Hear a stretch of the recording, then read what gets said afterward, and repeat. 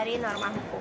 Dalam buku Pengantar Hukum Indonesia yang disusun oleh Rahman Samsudin, norma hukum adalah aturan yang dibuat secara resmi oleh penguasa negara, mengikat setiap orang dan berlakunya dapat dipaksakan oleh aparat negara yang berwenang sehingga berlakunya dapat dipertahankan.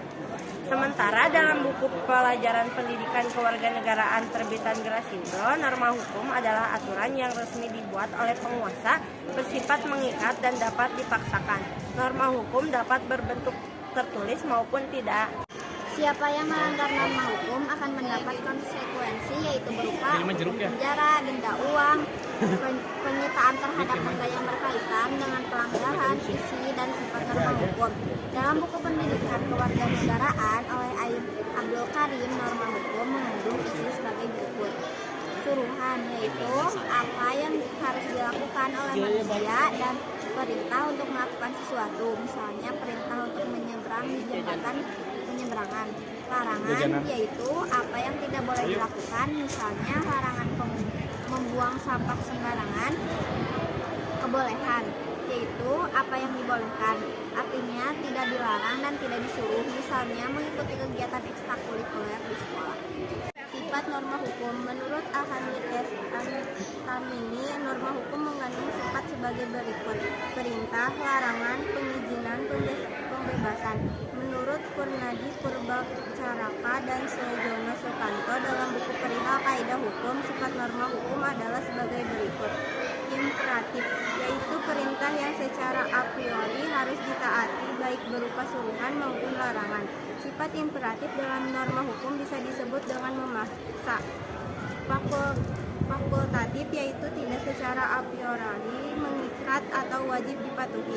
Adapun sifatnya yaitu dibedakan antara norma hukum mengatur dan norma hukum yang menambah.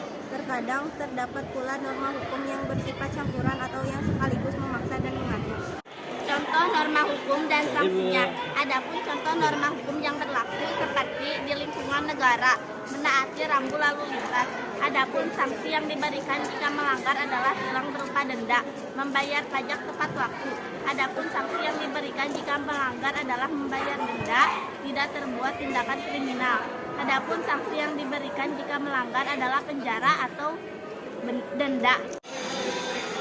Dalam pasal 33 KUH pidana, pembunuhan yang diikuti, disertai atau didahului oleh suatu perbuatan pidana yang dilakukan dengan maksud untuk mempersiapkan atau mempermudah pelaksanaannya, atau untuk melepaskan diri sendiri maupun peserta lainnya dari pidana dalam hal tertangkap tangan, ataupun untuk memastikan penguasaan barang yang diperolehnya secara melawan hukum, diancam dengan pidana penjara seumur hidup atau waktu tertentu, paling lama 20 tahun. Dalam pasal 1365 KUH Perdata, setiap orang yang melakukan perbuatan melanggar hukum diwajibkan untuk mengganti kerugian yang timbul dari kesalahannya tersebut. Di lingkungan sekolah, siswa tidak boleh terlambat masuk sekolah. Paling lambat 10 menit sebelum bel berbunyi. Jika melanggar, tidak boleh masuk sekolah. Sanksi berupa hukuman, siswa diwajibkan memakai seragam dengan atribut lengkap. Jika melanggar, mendapat sanksi berupa hukuman. Seluruh siswa wajib mengikuti acara pengibaran bendera setiap Senin pagi. Jika melanggar, mendapat sanksi berupa hukuman. Siswa dalam melakukan kekerasan maupun membawa senjata tajam ke sekolah ataupun narkoba. Jika melanggar, mendapat sanksi berupa hukuman di lingkungan masyarakat sekolah. Di lingkungan masyarakat tamu yang menginap 1 kali 24 jam harus laporan kepada ketua RT warga bahwa harus melaporkan kepada ketua RT dan ketua RW.